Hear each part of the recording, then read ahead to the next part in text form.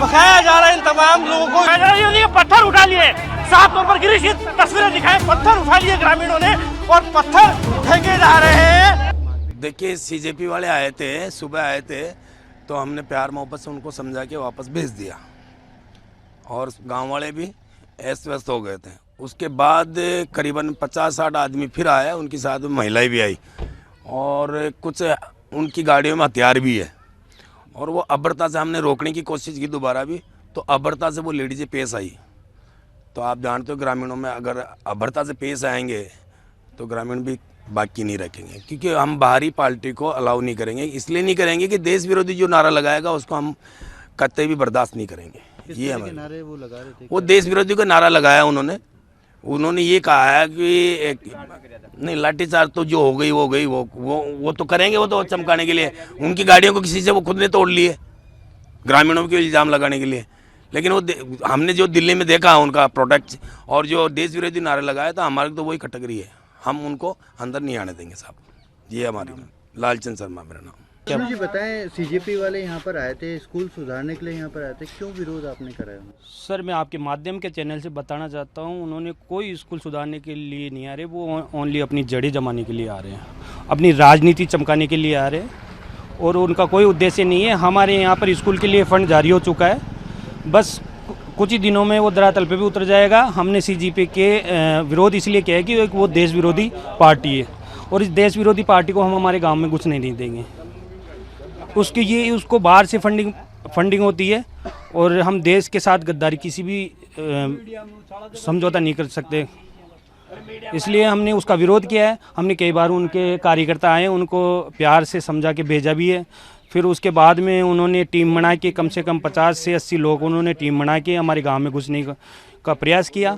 हमने उनका विरोध किया, प्यार मोहब्बत से समझाए उन्होंने, लेकिन फिर भी वो नहीं माने। उसके बावजूद भी आके ज़बरदस्ती हमारे से हाथापाई की और धक्का मुक्की की। उन्होंने लेडीज़ों को आगे किया। उनकी जो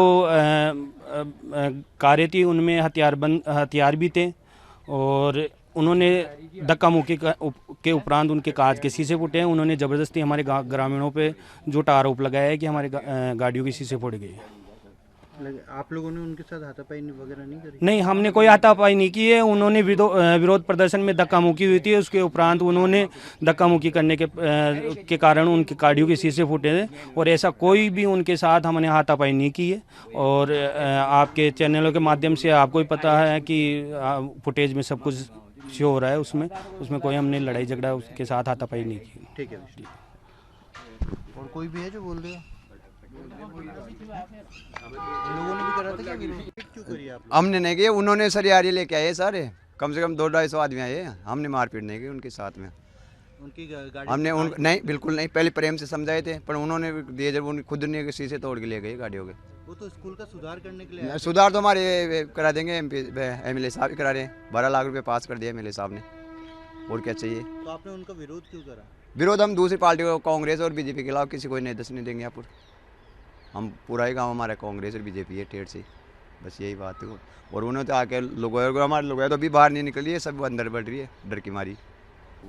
क्योंकि ये हमारी इसकी स्कूल है ना, इसके तोड़ने की कोशिश चल रही है।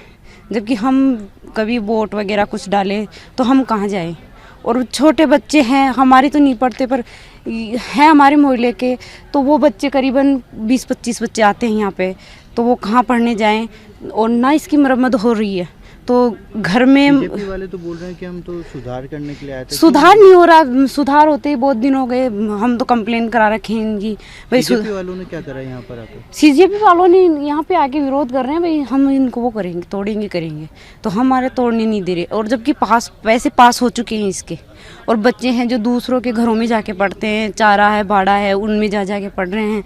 तो गांव वाले क्यों विरोध कर रहे हैं? गांव वाले इसी में विरोध कर रहे हैं भाई, कहना कि हमारे बच्चे यहाँ पढ़ते हैं और हम इसको हम इसको तोड़ने नहीं दे सकते। उनके साथ मारपीट हुई? मारपीट क्या है, वो 2 लेडीजें और ये आई थी, तो अब उसके विरोध में हो गई थोड़ी सी कहासुनी हो गई, और तो कुछ नहीं, इसलिए गाड़ी के वगैरह ऐसे हो गए, और कुछ नहीं है। ऐसी भाई ऐसी कोई ताना खींची है वो कुछ नहीं है। गांव वालों ने आने से मना करा था उनको कि हाँ मना करा था ना, पर वो मान ही नहीं रहे। पहले भी आए थे, आज सुबह जल्दी आके इसकी विरोध करने लगे, इसको तोड़ने की, इनकी तोड़ने की। तो गांव वालों ने इकट्ठा होकर साहब ने सहमति दिखाई और उनको वापस भेज दिया, पर वो मान नहीं रहे हैं। ऐसे बोल रहे हैं नहीं हम नहीं मानेंगे, वैसे तोड़ने की इनकी वो कर रहे हैं, कोशिशें कर रहे हैं, तो इसीलिए गाँव वालों ने विरोध कर रहा है। भैया बताएं आपके साथ क्या कुछ हुआ?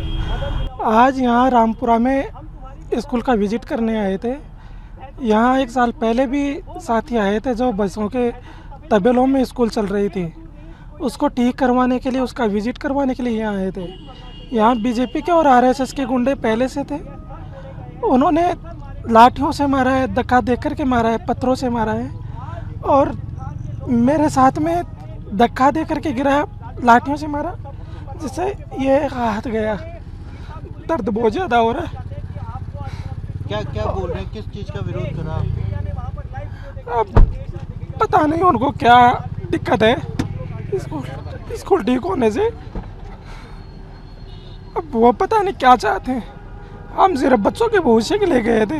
आशुतोष, आप आज पूरे देश ने भाजपा की गुंडागर्दी लाइव देखी है। पुलिस को पता था वहाँ पर पत्थरबाजी पहले से हो रही थी, फिर भी पुलिस ने हाथ खड़े कर दिए। पुलिस ने बोला कि हम कुछ नहीं करेंगे, ये आपका मैटर है।